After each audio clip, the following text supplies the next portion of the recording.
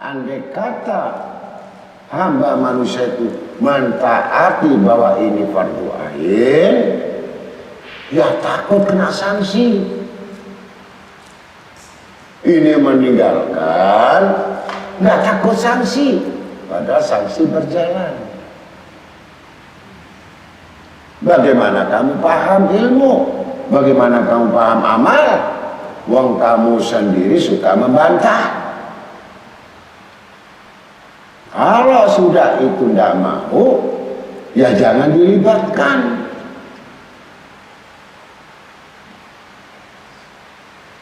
Ilmu bukan diletakkan omong kosong begitu. Ilmu itu bentuk perhitungan yang mana yang paling berat nanti kebaikan di sisi Allah, atau orang meninggalkan itu yang berat keburukan di sisi Allah. Nah,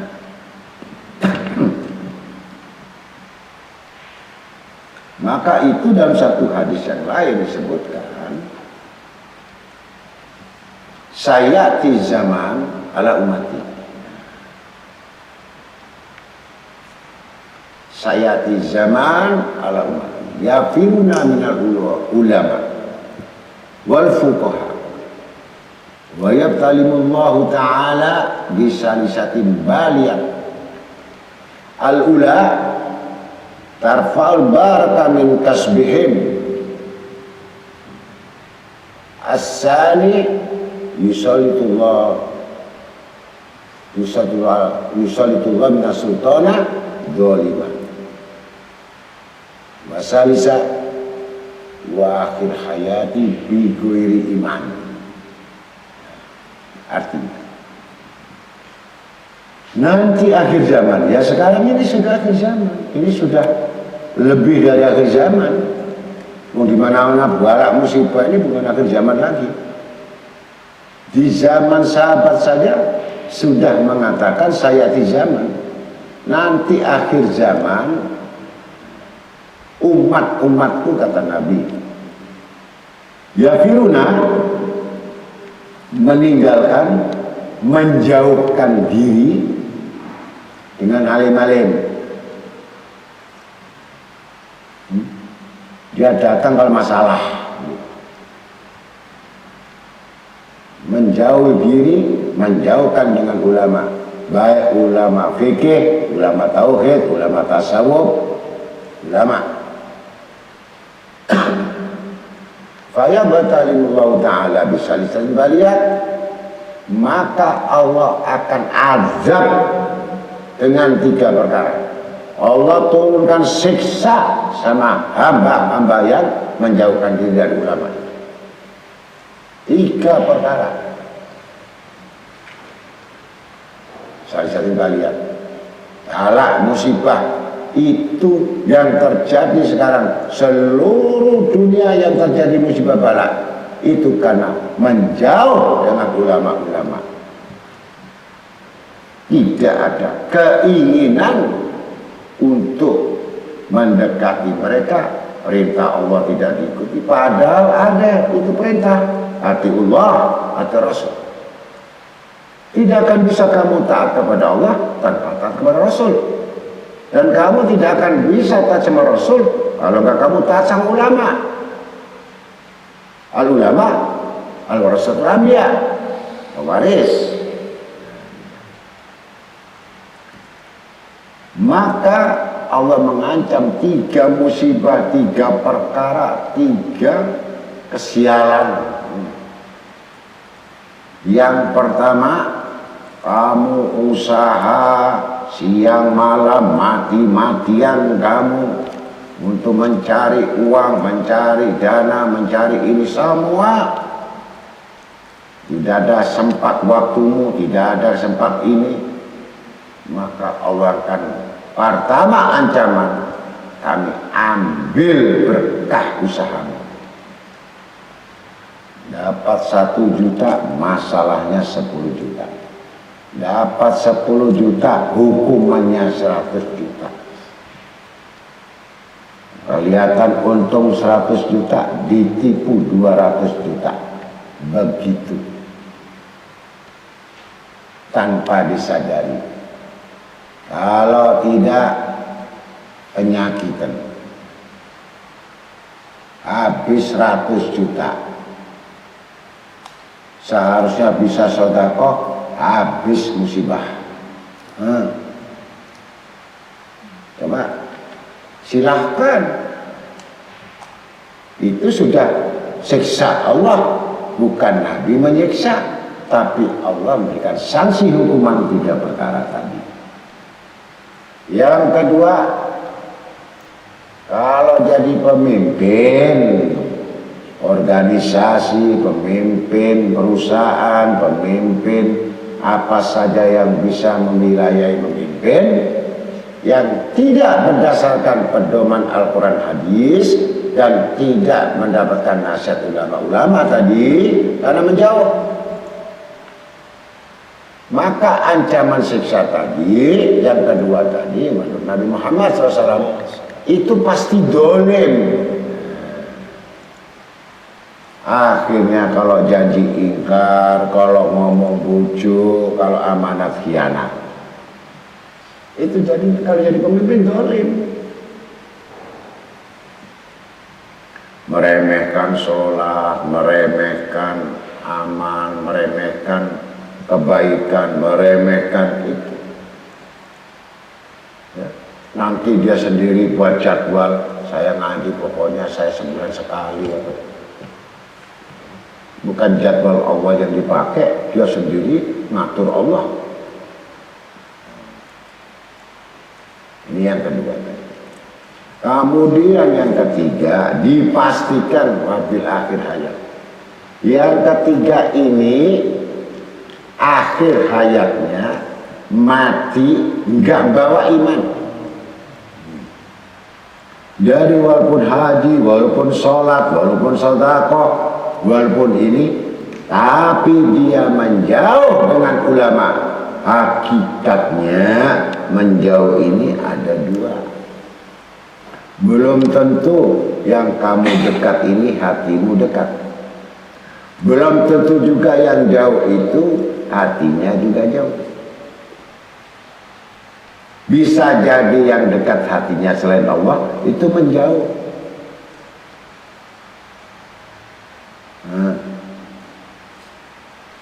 Selama yang tidak ada metode dalam aturan bahwa itu adalah keberkahan, maka dia menghimpun 3 perkara ini.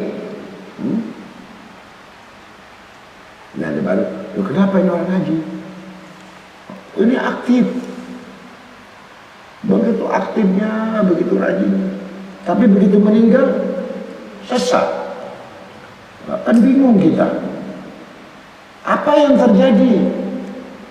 Ternyata di dalam majelis-majelis hatinya selalu selain Allah.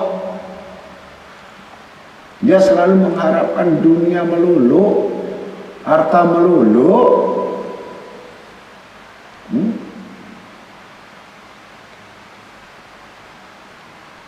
Sehingga dia mati bersama apa yang dicintai tadi, yang diangan-angan. Yang diangan-angan cuma itu melulu. Nah, dianggap itu seperti makanan. Orang ngaji itu cuma butuh sambal. Ini makanan gak enak, kurang sambalnya, itu aja. Dia datang karena kurang sambal, gitu aja. Tapi menunya sebenarnya tidak diperhatikan, itu tidak. Bagaimana disebut murid?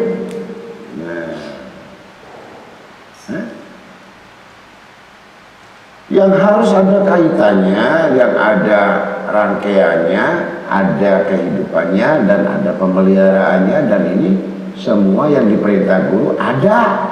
Nah, di situ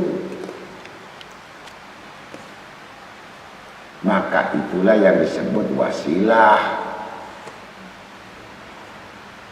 Baru ditunjukkan Allah, kan? Hayyu, Qayyum, apa? Maka diuraikan hurufnya dulu, nah, baru satu persatu diingat-ingat. sampai datang untuk takut. Nah, sementara ini kebanyakan mereka ini membaca, berwirid, zikir, paling kuat berharap, paling kuat hajatnya daripada takut. Kalau itu yang sudah terjadi, maka ibarat burung itu nggak punya sayap satu, terbang, mau terbang tinggi, wah jatuh, sayapnya cuma satu, kepat-kepat ini.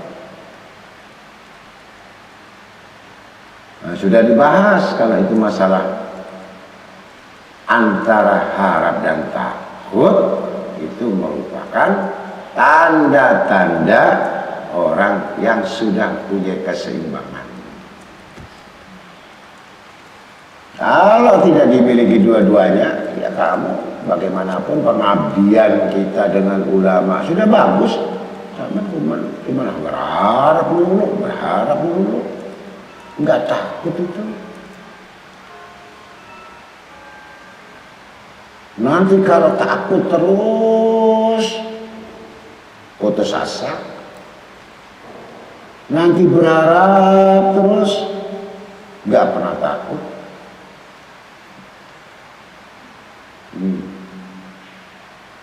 Jadi guru bingung jadinya, ini maunya apa? Nah, timbul kita menyampaikan, ya sudah selesai. Kalau kita sampaikan, kamu pakai yang takut atau yang harap, atau kamu pakai dua-duanya, sehingga kamu mengatur program hidup.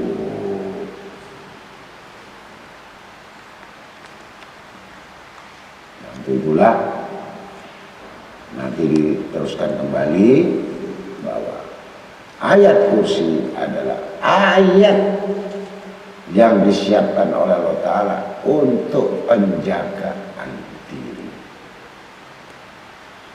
pemeliharaan diri di dalam wilayah urusan-urusan Allah. Kalau baca ayat kursi tidak dipelihara, tidak dijaga oleh Allah, berarti itu orang betul-betul kurang akalnya, kurang pemahamannya, kurang amal ibadatnya, kurang pendekatannya. Hatinya selalu melenceng selain Allah, pikirannya melenceng selain Allah. Bagaimana Allah berikan pembuktian bahwa kami menjaga. Itulah, mudah-mudahan bisa diteruskan kepada yang lainnya nanti. Ini kita masih mau bahas bahwa penghulu Quran, seperempat Quran tadi adalah ayat kursi, yang semua ada huruf 18 yang disembunyikan oleh Allah Ta'ala yang paling banyak di Al-Quran, yang rahasia nama Allah di ayat kursi di surat Al-Baqarah. Mudah-mudahan kita semuanya bisa memahami dan bisa mengamalkan. Kalau jumlah hurufnya 180,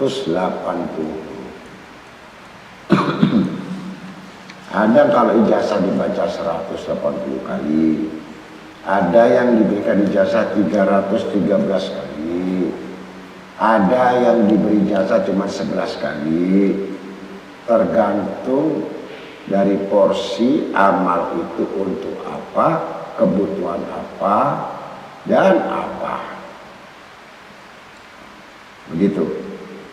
Jadi semua itu ditemukan dengan ulama-ulama itu yang menguasai daripada bentuk pembuktian wirid-wirid itu, dibuat wirid-wirid oleh ulama itu karena mereka sudah membuktikan hasil daripada wirid tersebut. Kita sebagai murid hanya melaksanakan amal itu, dan selebihnya sebatas amal itu, sebatas akal yang menerimanya, sampai dia paham dengan amal itu. Nah, mudah-mudahan itu semuanya jadi bukti pemeliharaan diri, penjagaan diri, semua urusan-urusan di dalam kehidupan ini percayakan kepada Allah. Allah yang mengurusi, insya Allah semuanya akan mendapatkan keberkahan. Wallahu a'lam bishawab. Assalamualaikum warahmatullahi wabarakatuh. Waalaikumsalam. Assalamualaikum warahmatullahi wabarakatuh.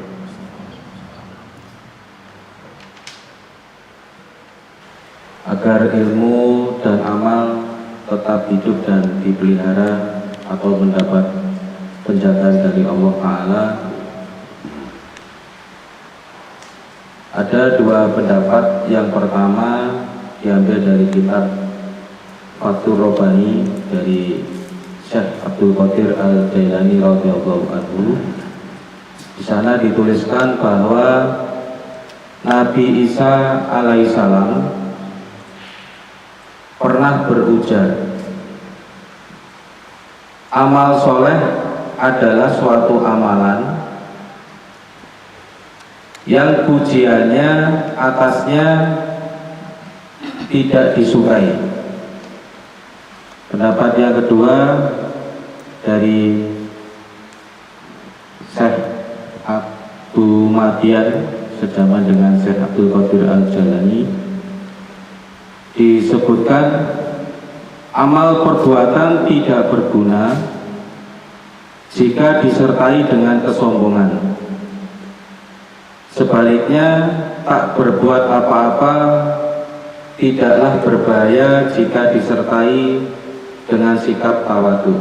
Ini ada tiga kata kuncinya. Yang pertama adalah pujian, kesombongan, dan tawadhu walaupun tidak berbuat apa-apa. Mohon pemahaman.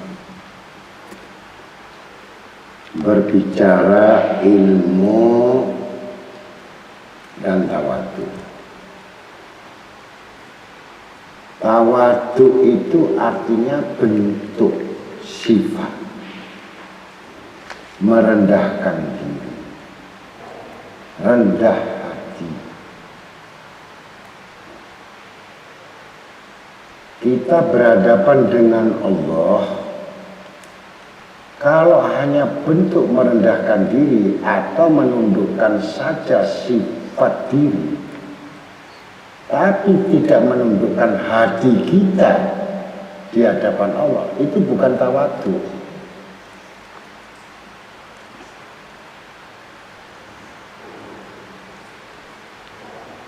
Jadi bentuk tawadhu itu adalah bentuk penghambaan, bentuk penyerahan diri.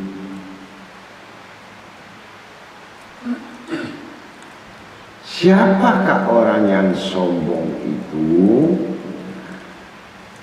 Yang tidak disebut orang yang tawadhu itu, pertama, apa yang diwajibkan, yang diperintah Allah itu menolak. Itu orang sombong. Dari situ kamu bisa melihat apa yang diperintahkan Allah membantah. Ini orang sombong. Andai kata mau berdoa, itu penuh dengan kesombongan. Apabila dia sujud, itu penuh dengan kesombongan. Apabila dia beramal, beribadah, bersedekah, berisi kesombongan. Yang tidak diketahui dan tidak disadari bahwa kesombongan itu sudah tercipta dari hati.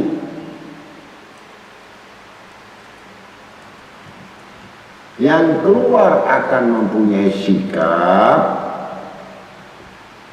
seenaknya sendiri, itu orang sombong.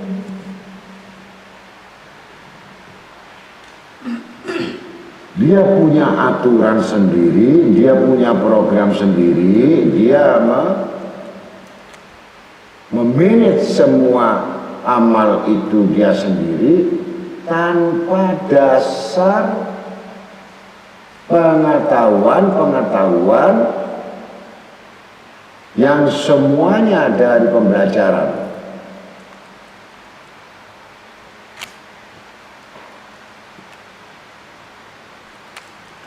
Akhirnya itulah timbul orang beramal tetapi dia tidak beramal.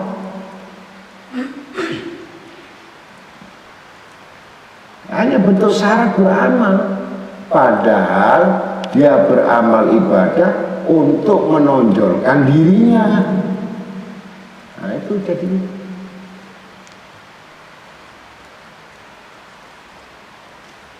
berbuat baik untuk menonjolkan dirinya, berbuat ibadah untuk menonjolkan dirinya.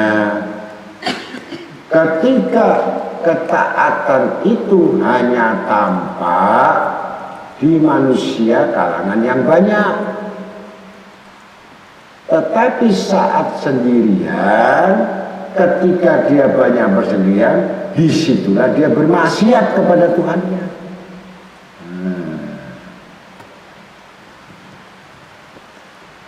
Jadi perbuatan-perbuatan itu selalu ingin mendapat penilaian manusia, tetapi tidak sedikit pun dia ingin dilihat oleh Allah. Ini orang sombong.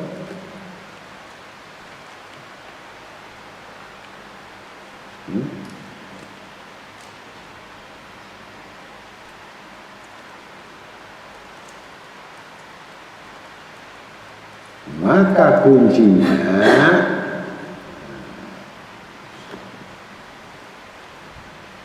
pertama memiliki ketaatan terlebih dulu. Apa ketaatan itu? Kalau dia sudah mau menghinakan diri sama Allah, merendahkan diri, merendahkan hati, maka timbul as-sajad, sujud, benar-benar merasa hina. Itu penting. Maka muncul ke permukaan, itu timbulnya tetap memiliki rasa malu dengan Allah. Jadi orang tawadhu itu sebenarnya merasa malu dengan Allah.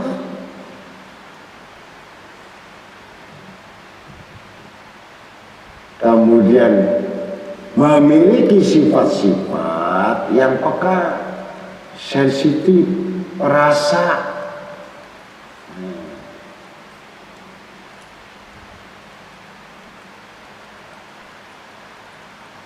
Itu hanya dimiliki orang-orang yang sudah benar sujudnya, benar rukuknya, benar pengetahuannya, benar apa yang diamalkannya.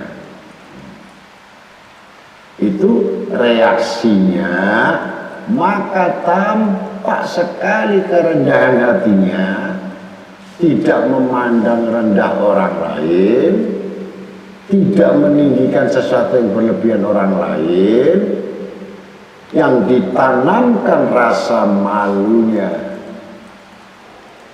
Libasat taqwa wajinata minal khaya. Pakaiannya adalah takwa, perhiasannya adalah malu.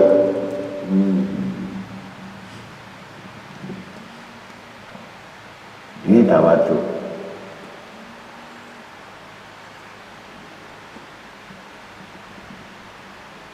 Tapi kalau kamu proses itu suka betul-betul menunda, sebenarnya kamu adalah golongan yang ingkar. tapi ingkar yang tersembunyi. Ada ingkar yang jelas, tidak mengakui adanya Allah, kafir. Dia mengakui Allah tetapi tidak mengikuti perintah Allah, ini ingkar.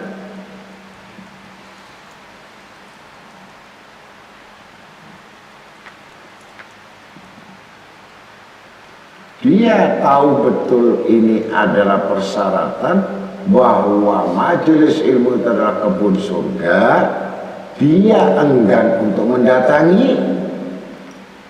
Berarti orang itu betul-betul ingkar apa yang disampaikan oleh hadis Nabi Sallallahu Alaihi Wasallam. Berarti nggak mau masuk kebun surga. Majelis ilmu Riyadul Jinan, Rodotul Jannah. Majelis ilmu itu adalah kebun surga. Kalau kamu menjauhi dan meninggalkannya, berarti kamu siap kalau keluar dari kebun surga, berarti kamu yang lain, yang lebih kamu suka. Kalau memang kamu menginginkannya, bahkan manusia akan merindukannya, dia kebun surga. Jadi orang yang enggan tadi terhadap satu kebun surga, ini termasuk golongan yang sombong, bukan tawadhu.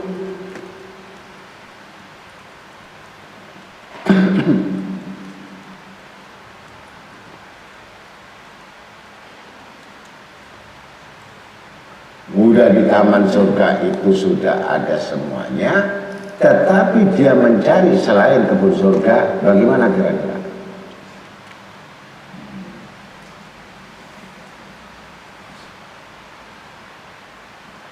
Jadi kembali lagi bagaimana menghilangkan sifat-sifat kibir itu, perbaiki sholat kita, perbaiki zikir kita, amal kita, sampai betul-betul bahwa ini bentuk amal ini adalah satu persembahan. Bentuk amal itu bentuk adalah satu pengakuan.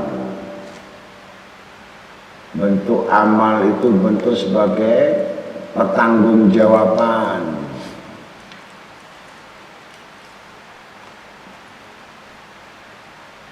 Bentuk amal itu sebagai bentuk nanti perhitungan. Niscaya itu semua keluar konteks dari sifat-sifat binatang buas, keluar dari sifat keinsanan, yang keluar adalah sifat ketuhanan, kerohanian. Maka orang itu yang disebut tawadhu merasa malu apa yang dimilikinya dan sangat tidak berarti.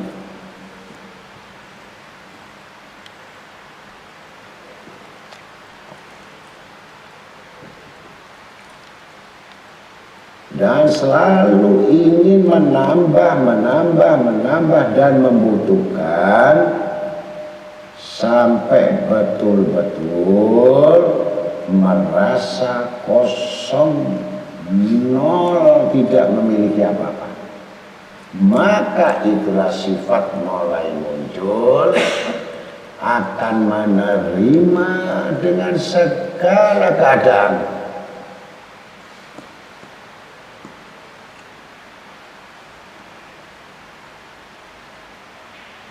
Tidak perlu menonjolkan diri, tidak perlu ingin disebut diri, tidak ingin dipandang diri. Semua itu diletakkan pada sifat kosong, memberikan wadah, memberikan kesempatan-kesempatan yang membutuhkan.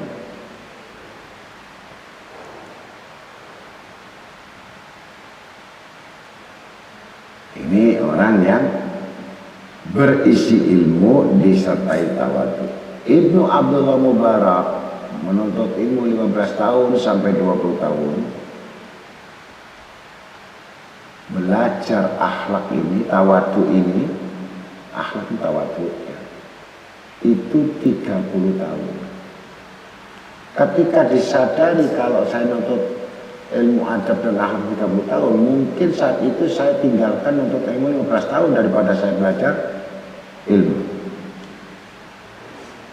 Karena habis belajar ilmu 15 tahun, 20 tambah adab 30 berarti 50. Harusnya 30 tahun mulai awal dia belajar akhlak adab ini lebih utama dan disebut orang berilmu.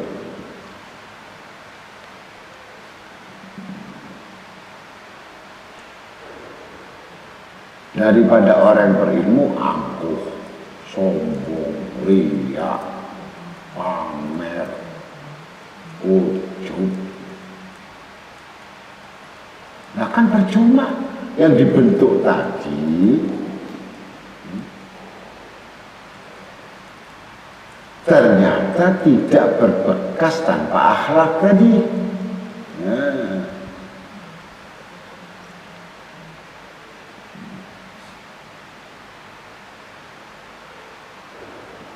maka diperbaiki tadi melewati dengan sistem cara. Nah, ini orang sujud dengan hawa nafsunya, orang rukuk dengan hawa nafsunya, orang berdoa dengan hawa nafsunya, berzikir dengan hawa nafsunya, berhajat dengan hawa nafsunya.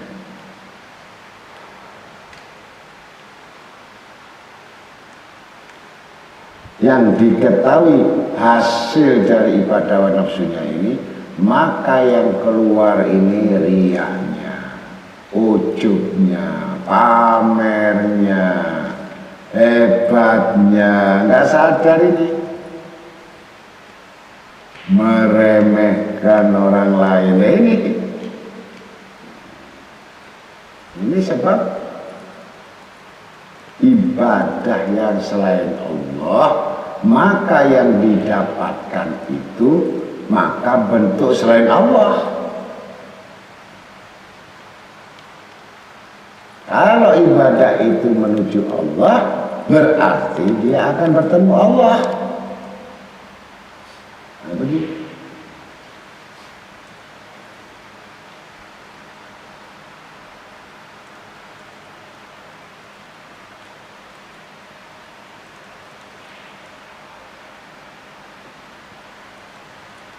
Maka yang jelas,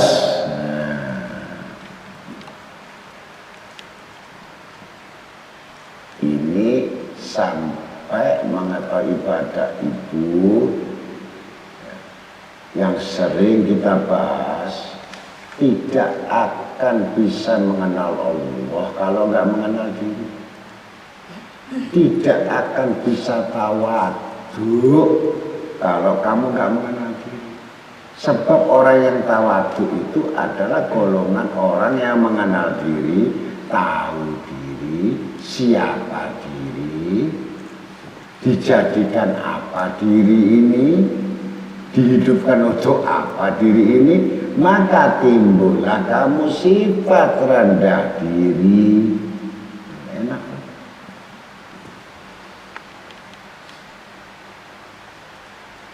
Ilmu amal yang sedikit disertai rendah hati, rendah diri lebih baik, lebih utama daripada orang yang congkak diri.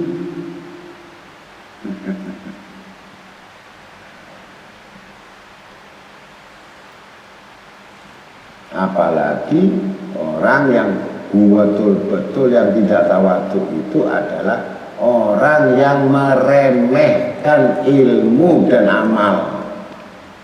Siapapun bentuknya meremehkan ilmu dan amal, berarti dia siap itu adalah menghina Allah dan Rasulnya, dan memang siap dia untuk masuk neraka.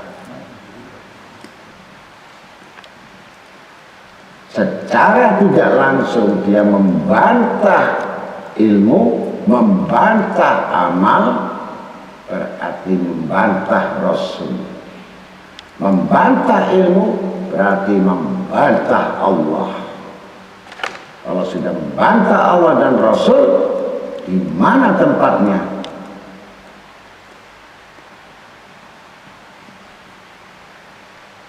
Di dunia saja kamu akan dihinakan oleh Allah, apalagi nanti di akhirat.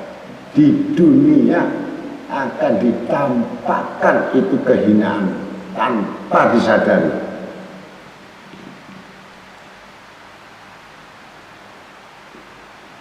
Yang dikumpulkan, harta dikumpulkan akan dinol semua sama Allah.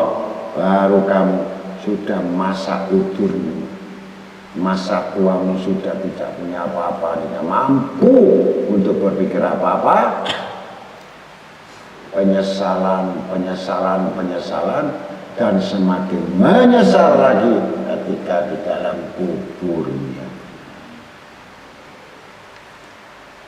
Nah, untuk itulah maka ilmu dan amal merupakan bagian-bagian terpenting dalam itu.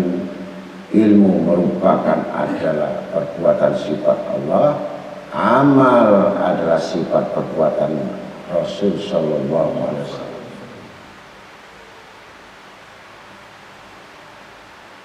Maka di situ apa yang diwasiatkan Allah kepada Rasul, Rasul yang mengamalkan, kemudian diikuti orang-orang yang mengamalkan, dan bersama orang-orang yang mengamalkan. Semua sumber ilmu dan amal adalah dari Nabi kita Muhammad SAW, yang mana tidak ada semua cabang, semua dari Rasul SAW. Kalau itu tidak mengikuti berarti siap membantah. Orang membantah itu adalah orang-orang yang sombong, yang tidak tawadhu. Jadi lawan kata tawadhu adalah sombong.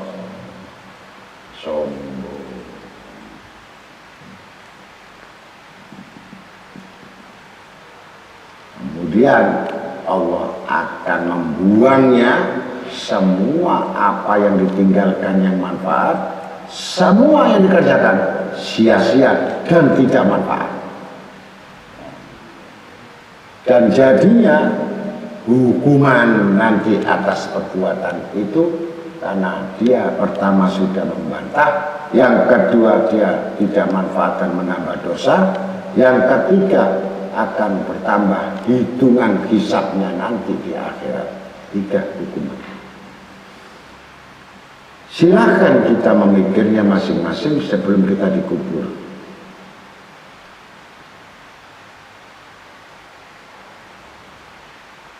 Kesempatan-kesempatan itu yang kita lakukan bukan untuk siapa-siapa, bukan untuk kepada siapa-siapa, tetapi bekal untuk diri kamu masing-masing yang punya perjalanan yang jauh. Jangan tertipu dengan yang kehidupan yang singkat ini, sehingga kamu melupakan segala sesuatu, bahwa itu adalah yang akan terjadi yang sebenarnya. Berarti kamu sifat tidak takut. Tawadhu itu bagian dari takut kepada Allah. Tawadhu itu adalah sifat dari bagian malu kepada Allah.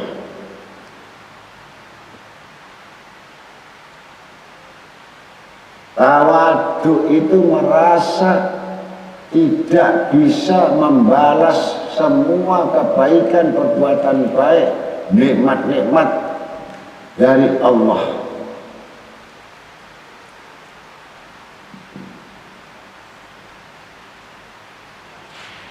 Bagaimana aku minta surga?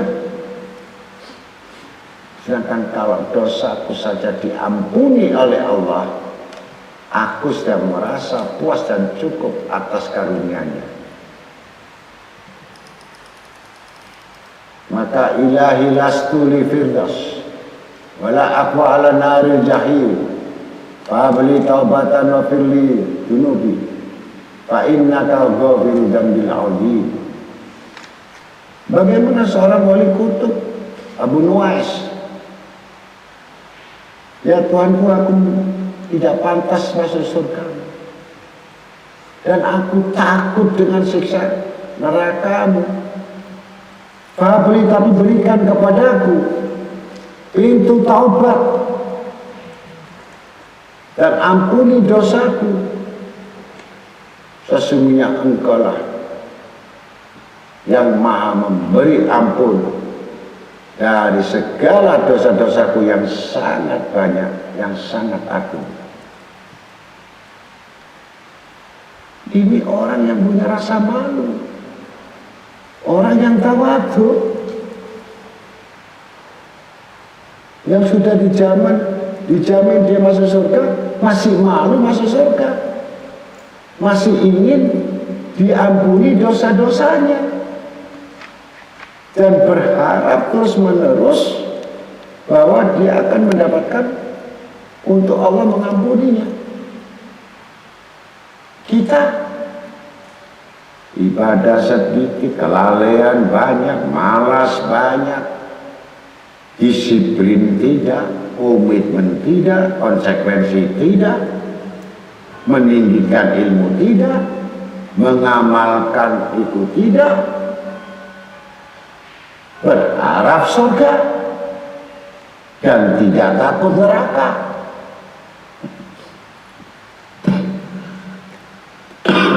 Luar biasa.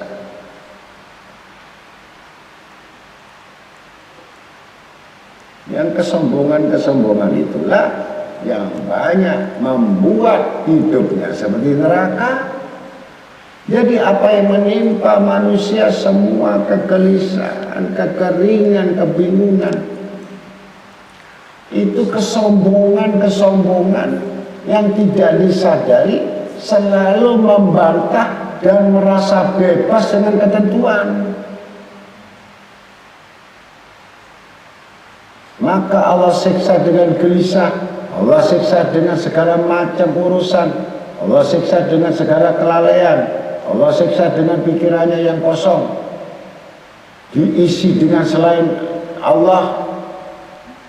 Ini siksa.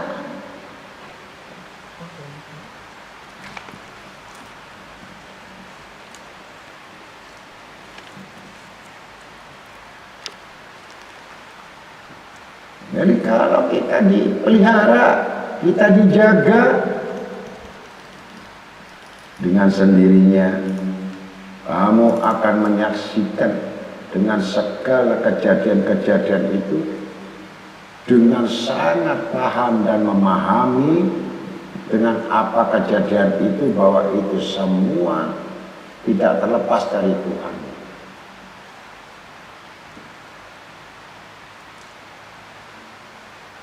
Kalau sekarang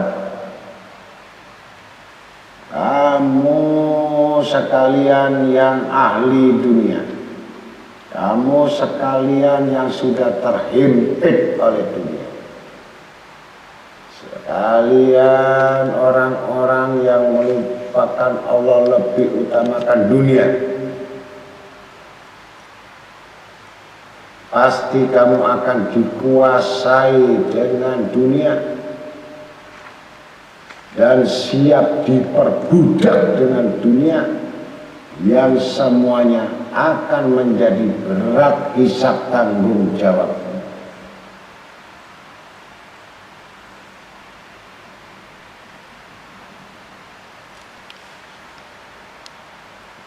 Maka bersegeralah kalian untuk bertaubat dengan cara mengetahui betul atas kekurangan-kekurangan diri, bukan mengetahui atas kelebihan-kelebihan diri. Wajib mengetahui kelemahan diri, kekurangan diri, kebodohan diri.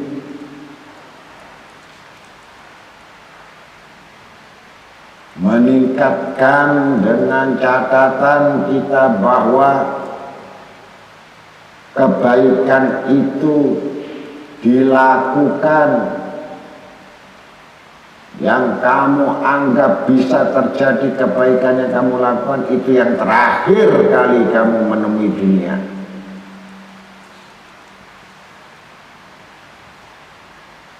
Itu orang yang cerdas untuk berbuat baik sehingga tidak lengah di dalam kesempatan-kesempatan untuk berbuat baik.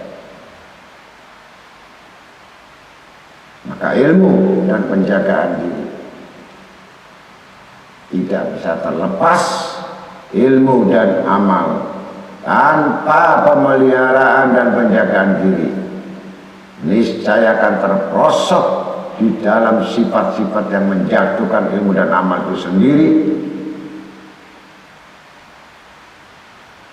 yaitu penyakit-penyakit hati yang tidak memiliki rasa tawadhu, yang tidak merasa memiliki malu, yang tidak memiliki rasa takwa kepada Tuhannya, kecuali dia akan membanggakan segala apa yang dimilikinya dan kagum pada dirinya sendiri, bangga dengan amalnya sendiri, bangga dengan hidupnya sendiri, dan tanpa ada kebanggaan Tuhanmu kepadamu, mengaku mencintai Allah, tapi yang dikhawatirkan Allah sama sekali tidak mencintaimu. Allah tidak peduli dengan kamu karena sifatmu adalah yang menyakitkan hatinya Nabi Muhammad SAW. Dia membuat makarnya Allah sehingga tidak dapat kamu bagian-bagian itu dari kecintaan Tuhan dan Rasul. Untuk itulah benar-benar diri dan selalu minta kekuatan pertolongan pada Tuhanmu. Niscaya Tuhanmu tidak akan membiarkan tanganmu pulang dengan tangan kosong. Kalau memang betul-betul kamu mengharapkan dengan rasa takut pada Tuhan, niscaya Allah akan memberikan itu bagian-bagian menurut amal-amal dan kemampuan masing-masing. Assalamualaikum warahmatullahi wabarakatuh.